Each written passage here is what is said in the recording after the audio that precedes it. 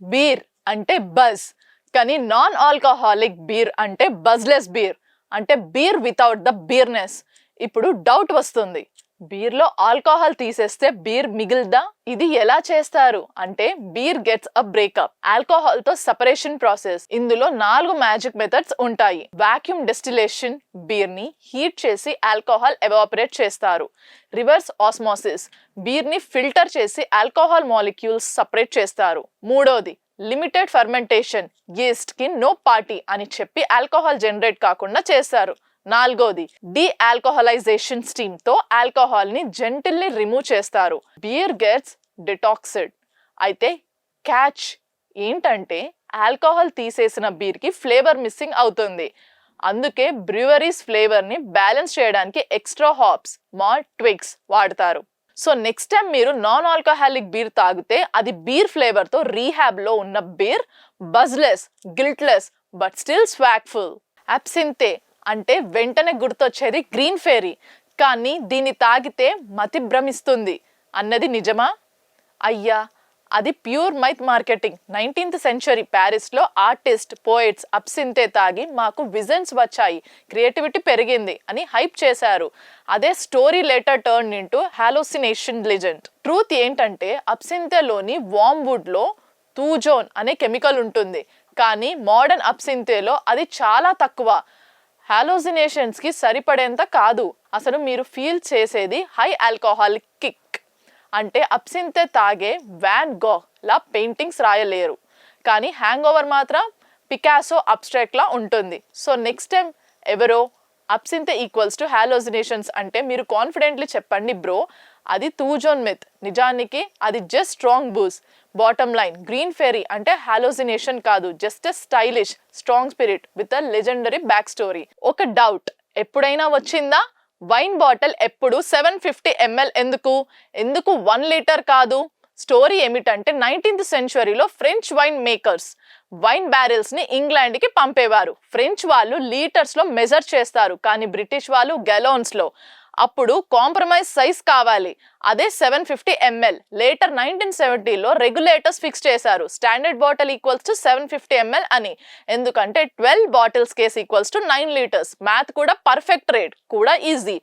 ఫోల్క్లోర్ లో ఇంకో fun myth ఉంది, గ్లాస్ బ్లౌర్స్ లంగ్ కెపాసిటీ 750 ml మాత్రమే అని. కానీ నిజం ఏంటంటే అది just wine gossip. So next time మీరు వైన్ బాటిల్ ఓపెన్ చేస్తే గమనించండి, అది ర్యాండమ్ సైజ్ కాదు, history plus trade plus math combo. Bottom line 750 ml అంటే క్లాసీ స్టాండర్డ్, 1 లీటర్ కాదు, కానీ 5 పర్ఫెక్ట్ గ్లాసెస్ కి సరిపడే మ్యాజిక్ మెజర్. చియర్స్ అంటే కేవలం సిప్ కాదురా బాస్, అది ఒక మినీ డ్రామా. గ్లాసు తగ్గించడం ఎందుకు చేస్తారో తెలుసా? ఒక థియరీ ప్రకారం పాతకాలంలో పాయిజన్ ఎక్కువగా వాడేవారు. గ్లాసులు బలంగా తగిలిస్తే కొంచెం లిక్విడ్ ఒక గ్లాస్ నుంచి ఇంకో గ్లాస్లో పడుతుంది. అంటే బ్రో, నా డ్రింక్ సేఫ్, నీది కూడా సేఫ్ అని ట్రస్ట్ సిగ్నల్. మరొక క్రేజ్ బిలీఫ్ ఏంటంటే గ్లాసులు తగిలించినప్పుడు వచ్చే క్లింగ్ సౌండ్ దయ్యాలను, చెడు శక్తులను పారదొలుతుందంట. అంటే చీర్స్ అంటే ఒక మినీ ఎక్సార్సమ్ కూడా. కానీ మోడర్న్ టైమ్స్ లో ఇది ప్యూర్ వైబ్. గ్లాసులు తగిలించినప్పుడు అంటే మనమంతా ఒకే జట్టు, ఒకే మజా అని celebration signal. So next time మీరు చీర్స్ చేస్తే గమనించండి, అది కేవలం గ్లాస్ క్లాష్ కాదు, history plus superstition plus friendship cocktail. Bottom line, గ్లాసులు తగిలించడం అంటే పాయిజన్ చెక్, గోస్ట్ చెక్ అని సైడ్ స్టోరీ. అసలే reason party mood check. Bloody Mary అంటే vodka plus tomato juice plus spice bomb. కానీ అసలు పేరు ఎక్కడి నుంచి వచ్చిందో తెలుసా? ఒక థియరీ ప్రకారం ఇది ఇంగ్లాండ్ రాణి మేరీ ఐ మీద పెట్టారట. ఆమెను బ్లడీ మ్యారీ అని పిలిచేవారు, ఎందుకంటే ఆమె రీజన్ లో చాలా ఎక్స్క్యూషన్స్ జరిగాయి. అంటే ఈ డ్రింక్ కి ఒక డార్క్ రాయల్ ట్యాగ్. కానీ స్టోరీ ఇక్కడే ఆగదు. ఇంకో వర్షన్ ప్రకారం ఇది చికాగోలోని బకెట్ ఆఫ్ బ్లడ్ అనే బార్ వెయిట్రెస్ మేరీ మీద పెట్టారట. మరొక వర్జన్ లో ప్యారిస్ లోని ఒక హార్ట్ బ్రేక్ మేరీ మీద. అంటే అసలు ట్రూత్ ఏంటంటే బ్లడీ మ్యారీ పేరు కూడా కాక్టైల్ లాగే spicy, messy, mysterious. So next time మీరు బ్లడీ మేరీ ఆర్డర్ చేస్తే గమనించండి, మీరు తాగితే కేవలం హ్యాంగ్ ఓవర్ క్యూర్ కాదు, history plus gossip plus legend mix.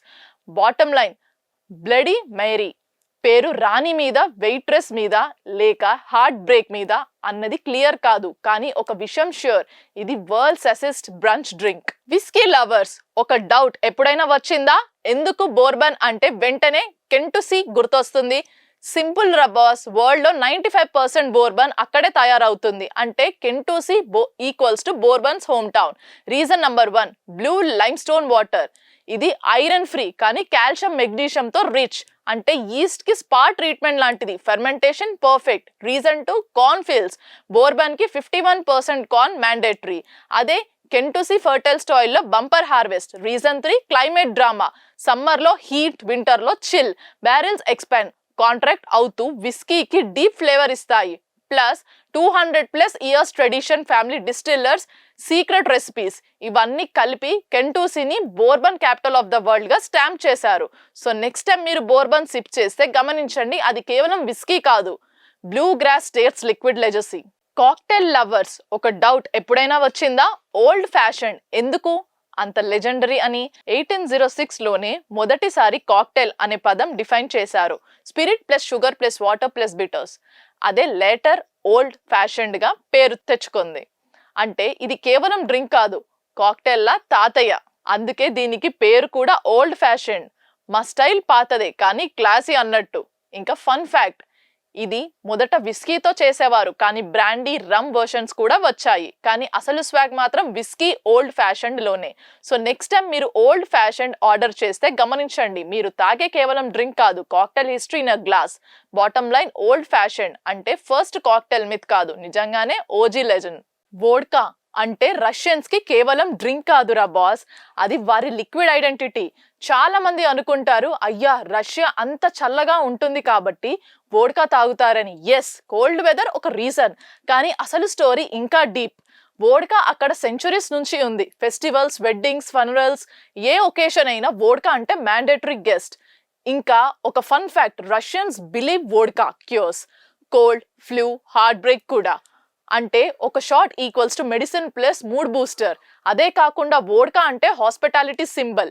ఎవరైనా గెస్ట్ వస్తే సిట్ డౌన్, హ్యావ్ వోడ్కా అనేది వారి warm welcome style. So bottom line, vodka Russians కి కేవలం చిల్ కిల్లర్ కాదు, అది వారి కల్చర్, ప్రైడ్ మరియు లైఫ్ స్టైల్లో ఇన్సెపరబుల్ పార్ట్. సినిమాల్లోను, స్టోరీస్ లోను నావికులు ఎప్పుడు రమ్ తాగుతూ ఉంటారు కదా, ఎందుకు? నీళ్లు కాదు, అసలు విషయం ఏంటంటే 17th to 18th century ships లో స్టోర్డ్ వాటర్ తర్వాత స్పాయిల్ అయిపోతుంది. Bacteria, smell, basically undrinkable. Sailors కి అది టార్చర్.